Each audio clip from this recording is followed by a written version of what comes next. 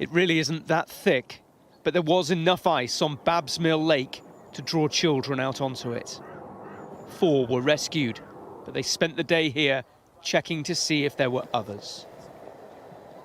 Of the 4 boys that were pulled out, 3 died later in hospital. One of the boys is a close friend of Tommy. They was all playing on the ice, and then one of their legs got stuck in the ice, and 2 of his friends went to go save him, but they all fell in.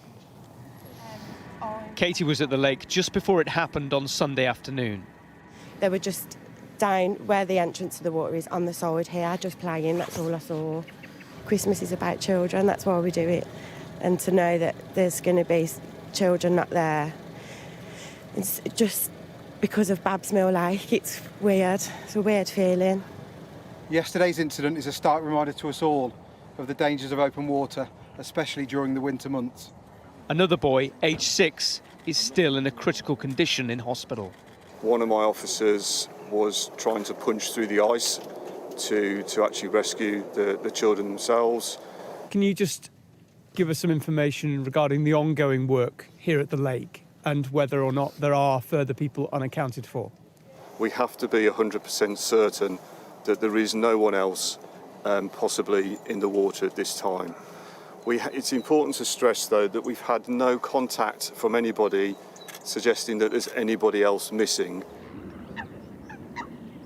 We don't yet know whether the boys here were being supervised or not, but once the ice had started to crack, it all happened very quickly. There is perhaps no starker example of just how dangerous a frozen lake or pond can be. Families here applauded as one of the fire crews paid their own tribute. All of the emergency services here want the story from this lake to be a very clear warning to others. The searching on the water has now stopped, so they gathered in their hundreds to reflect and to remember. They prayed too for the youngest victim, who still lies critical in a hospital bed.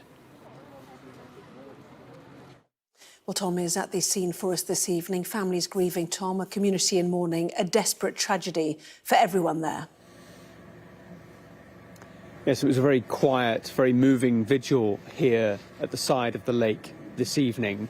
And really, the boys were all from this part of the West Midlands, and one of them who has been named locally this evening as 10-year-old Jack Johnson, who's described to us today as a boy who died a hero because he went into the lake to try to save others. This is a tragedy that is spread here between 2 primary schools, and one of them, St Anthony's, just down the road from here, said this evening, "Never has our motto been more meaningful. Actions speak louder than words. We will support our children and families the best that we can." There is no criminal investigation here. It is simply an awful incident that should never have happened. But the fact that it has will perhaps make others think twice, as we now have these expanses of ice up and down the United Kingdom in these sub-zero temperatures. They are not playgrounds, however enticing they may seem.